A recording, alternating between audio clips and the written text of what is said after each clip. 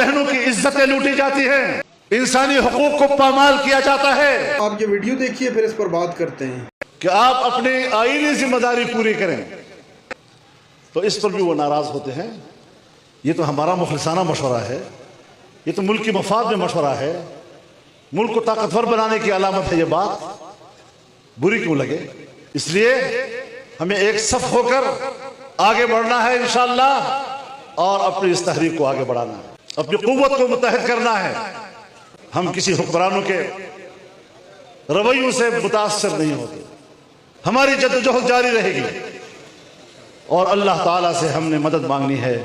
جب اللہ ہمارے ساتھ ہو تو کوئی حکمران بھی ساتھ نہ ہو، فتح ہماری ہوگی انشاءاللہ۔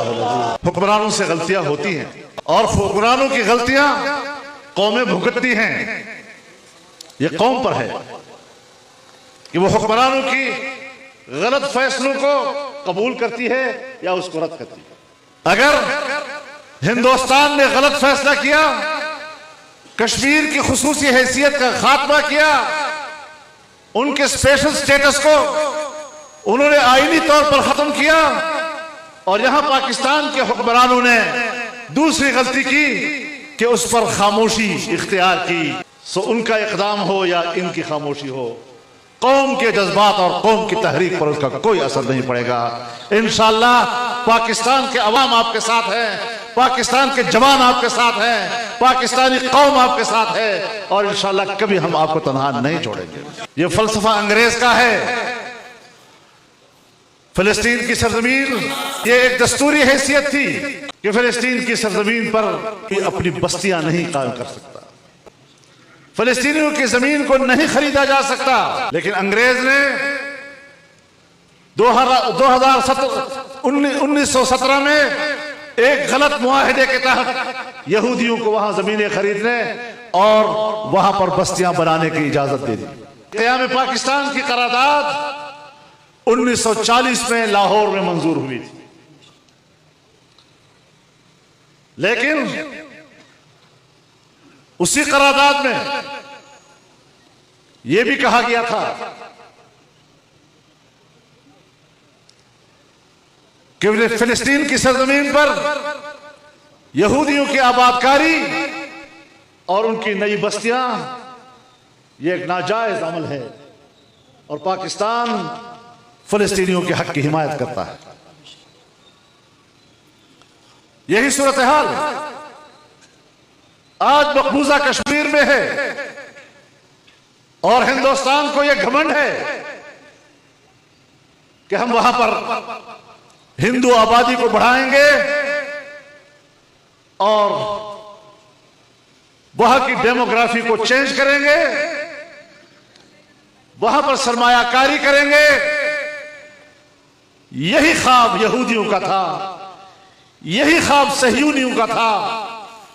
آج اسے اپنا خطہ اسرائیل بچانے کی فکر پڑ گئی ہے۔ آج فلسطینیوں نے قربانیاں ضرور دی، لیکن وہ دنیا جو عالمی قوتوں کے دباؤ میں آ کر اسرائیل کو تسلیم کرنے کی بات کیا کرتی تھی، فلسطین کی آزادی کے بنیادی اور اساسی اور حق پر مبنی موقف کو نظر انداز کر کے اسرائیل کے ناجائز وجود کو تسلیم کر رہی تھی، فلسطینیوں نے 9 مہینے کی قربانیوں سے مسئلہ فلسطین کی نوعیت تبدیل کر دی، اور آج دنیا کا کوئی ملک اسرائیل کو تسلیم کرنے کی بات زبان پر نہیں لا سکتا، اور ہر جگہ فلسطین کی حمایت میں بات ہو رہی ہے۔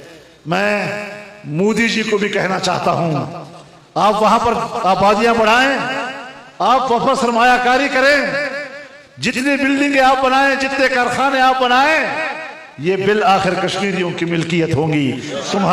تمہارے ہندوستان کا پیسہ یہ کشمیریوں کے قبضے میں آئے گا، اور تم کبھی بھی وہاں پر اپنا قبضہ مضبوط نہیں رکھ سکو گے۔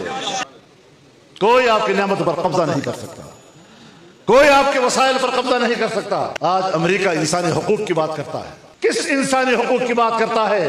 کشمیری انڈیا کے درندوں کے ہاتھوں ذبح ہو رہے ہیں، ماؤں بہنوں کی عزتیں لوٹی جاتی ہیں، انسانی حقوق کو پامال کیا جاتا ہے، تو امریکہ مودی کے ساتھ کھڑا ہے۔ کہاں گئے وہ انسانی حقوق جس کے تم اپنے آپ کو محافظ سمجھتے ہو؟ آج 8-9 ماہ کے اندر 40,000 فلسطینی شہید ہو چکے ہیں، جس میں اکثریت بچوں کی اور خواتین کی ہے، اور 10,000 کے قریب اندازہ ہے کہ اس وقت بھی ملبوں کے نیچے دبے ہوئے۔ اس کے باوجود امریکہ اس درندہ ناجائز اسرائیل کا ساتھ دے رہا ہے، فلسطینیوں کی نسل کشی ہو رہی ہے اور امریکہ اس کی حمایت کر رہا ہے۔ امریکہ کس منہ سے انسانی حقوق کی بات کرتا ہے؟ افغانستان میں ہو، عراق میں ہو، لیبیا میں ہو، ہمارے مسلمانوں کا خون امریکہ کے ہاتھوں سے ٹپک رہا ہے، امریکہ کی کوہنیوں سے ٹپک رہا ہے، اور اس کے باوجود وہ اپنے آپ کو انسانی حقوق کا علمبردار سمجھتا ہے۔ میں کہتا ہوں اور آپ کے اس عظیم الشان جلسے کی وساطت کے ساتھ کہتا ہوں اور آپ کو گواہ بنا کر کہتا ہوں کہ امریکہ انسانی حقوق کا محافظ نہیں، وہ انسانی حقوق کا قاتل ہے۔ ظلم کی داستان 75 سال کی نہیں، صدیوں پر محیط ہے۔ بر صغیر کی آزادی کی جنگ 200 سال سے زیادہ عرصے سے لڑی گئی، اور اس پورے دورانیے میں کشمیر کی آزادی کی جدوجہد بھی جاری رہی۔ نئی نسلیں آتی ہیں، انہیں ایک نیا ماحول ملتا ہے، لیکن تمام تر تبدیلیوں کے باوجود ایک چیز نسل در نسل منتقل ہوتی ہے اور نئی نسل تک پہنچتی ہے، اور وہ ہے آزادی کا نظریہ۔ مجھے یقین ہے کہ آج کی کشمیری نوجوان، آج کی کشمیری نسل اس کو اپنی آزادی کا سبق یاد ہوگا، اس کا درس یاد ہوگا، اور اس کا جذبہ تر و تازہ ہوگا، اور یہ آگے بڑھے گا، اور انشاءاللہ مودی ہو یا جو بھی ہو خس خاشاک کی طرح اسے بہا کر لے جائے گا۔ اور ہر ایک نے ظلم و جبر کے ذریعے اپنی گرفت کو مضبوط کرنے کی کوشش کی، کشمیریوں کو کمزور کر کے اپنے اقتدار کو مضبوط بنانے کے لیے انہوں نے جبر کے تمام وسائل استعمال کیے، لیکن اگر ان کا جبر ٹوٹا تو آج میں ہندوستان کو بھی پیغام دینا چاہتا ہوں کہ آپ بھی اپنے اس جبر پہ نازاں نہیں رہیے۔ تاریخ نے جبر توڑے ہیں، اور تاریخ آگے بھی انشاءاللہ تمہارا جبر توڑے گا، تمہارا اقتدار توڑے گا، اور کشمیر کے آگے آنے والی نسلوں کو آزادی نوید دے رہی۔ ناظرین کرام، آپ نے ویڈیو دیکھی مولانا فضل الرحمان کا انتہائی جذباتی خطاب۔ اچانک مولانا صاحب جلسے میں پہنچ کر پوری دنیا کو، پوری پاکستانی قوم کو حیران کر دیا۔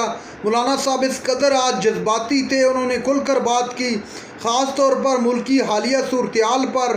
وہ انتخابات کا احوال کریں، وہ اکانومی کا احوال کریں، یا ملک کے اندر جو غیر جانبی کیفیت ہے اس حوالے سے اگر بات کریں، تو مولانا نے تمام تر پہلوؤں پر روشنی ڈالتے ہوئے بہت ساری قوتوں کو تنبیہ بھی کیا، اور کہا کہ اگر یہ معاملہ اسی طرح چلتا رہا تو اس سے ملک کا فائدہ نہیں بلکہ نقصان ہوگا۔ لہذا وقت سے پہلے ضرورت اس چیز کی ہے، ثمر کی ضرورت ہے کہ آپ کو ہوش کے ناخن لیتے ہوئے پاکستان کی عوام کی منشا کو ایکسیپٹ کرنا چاہیے۔